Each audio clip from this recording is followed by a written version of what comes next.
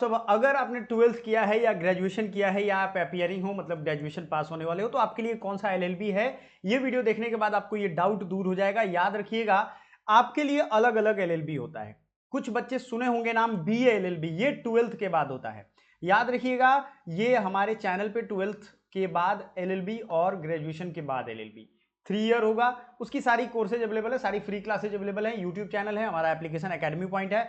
Video को like कर दीजिए और अपने दोस्तों को शेयर कर दीजिएगा। याद रखिएगा, अगर आप जज बनना चाहते हो, अगर आप बढ़िया एडवोकेट बनना चाहते हो, सुप्रीम कोर्ट हाई कोर्ट में एडवोकेट बनना चाहते हो, तो आपके लिए बेहतर यही होगा कि आप बहुत शुरू से ही लॉ के दिमाग में लेकर के चले, लॉ की तैयारी को अपने जीवन में उतारने का सोचे। तो 12th के बाद ही सबसे बेहतर होता है बीए एलएलबी करना है। इसमें एडमिशन लेने के कई तरीके हैं। जैसे आप क्लैट का फॉर्म आता है, क्लैट का फॉर्म भरोगे, ठीक है, ये फॉर्म भरने में 8-10 हजार रुपया लगता है, ये बात ध्यान रखिएगा।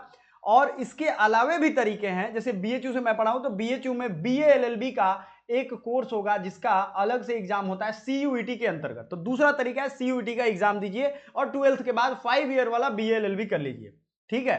तीसरा तरीका है कि एनएलयू दिल्ली है, एनएलयू या प्राइवेट कॉलेज, इसमें अपना एंट्रेंस होता है, उनका एंट्रेंस एग्जाम दीजिए और उसका आप एडमिशन ले लीजिए। क्लियर हो गया ये चीज? 12th वाले बच्चों के लिए ये है। 12th मैं यहां लिख दे रहा हूं, ये 5 साल का होगा, 10 सेमेस्टर होंगे, आपको बहुत अच्छी से पढ़ाई करनी होगी क्योंकि इसका एंट्रेंस ही नहीं निकलता है, बहुत टफ होता है। अगले वीडियो में सिलेबस आपको हम बताने वाले हैं, चैनल को सब्सक्राइब कर लीजिएगा, इसको निकालने का तरीका सब कुछ बताएंगे। जो भी साल, एक एक साल के वीडियो है पीवाईक्यू है, वो हमने सॉल्व करवा दिया है। एलएलबी 3 ईयर की अगर हम बात करें तो ये ग्रेजुएशन के बाद होता है। ग्रेजुएशन यानी कि आपने बीएससी किया हो, बीए किया हो या बीकॉम किया हो, इन सब में। समझ में आ गया? तो ये आपको ध्यान रखना है, ग्रेजुएशन के बाद है एलएलबी 3 ईयर। अब आते हैं, इसमें जो होता है बीए एलएलबी में, ये इंटीग्रेटेड कोर्स होता है, बैचलर ऑफ आर्ट्स और बैचलर ऑफ लॉ एक साथ पढ़ाएगा। इसमें सिर्फ 3 साल वाले में सिर्फ लॉ की प्योर स्टडी होगी, 3 साल होगा, 6 सेमेस्टर होगा, ये 5 साल होगा, 10 सेमेस्टर होगा, ठीक है। 12वीं के बाद कोई भी स्ट्रीम से हो, आप आर्ट्स से हो, साइंस से हो या कॉमर्स से हो, आप बीए एलएलबी कर सकते हो। क्लियर है ये चीज? यस। और अगर आप कोई भी स्ट्रीम से हो, आर्ट्स, बीए, बीकॉम या बीएससी, आप एलएलबी 3 ईयर ही करोगे। ये याद रखिएगा। क्या क्या पढ़ाया जाता है आपके दिमाग में ये भी होगा। तो इसमें आर्ट्स के पॉलिटिकल साइंस, सोशियोलॉजी, ये सब चीजें पढ़ाई जाएंगी और लॉ के सब्जेक्ट पढ़ाए जाएंगे। किसमें? बीए एलएलबी 5 ईयर में। लेकिन इसमें प्योर लॉ के सब्जेक्ट पढ़ाए जाएंगे। प्योर लॉ के मतलब आपको लॉ 3 ईयर में केवल लॉ का ही सारा सब्जेक्ट पढ़ाया जाएगा।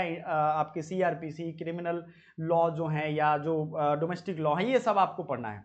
कैरियर पाथ आप जाना होगा अगर आपको, तो इसमें 12th वाले में पहले से भाई आपको पता होगा, तभी जा पाओगे। और सेकेंड कैरियर के रूप में आप ग्रेजुएशन के बाद इसको सोचना शुरू करोगे आप, ठीक है। ग्रेजुएशन कर लिया तो एक तो डिग्री ये हो गया और दूसरा ये हो गया।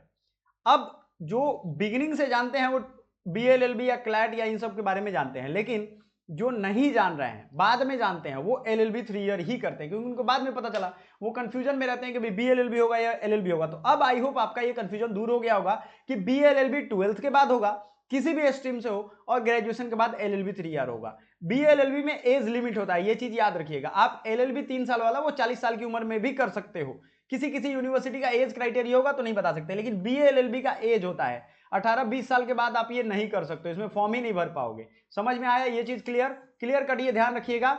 बहुत बहुत धन्यवाद। अगर आपको वीडियो समझ में आया होगा तो हमें बताइएगा जरूर। कुछ और क्वेरी होगा तो हमें पूछिएगा। एकेडमी पॉइंट हमारा एप्लीकेशन है, ये एप्लीकेशन डाउनलोड कर लीजिएगा, इस पे आपको दोनों के कोर्सेज अवेलेबल हैं। Thank you so much.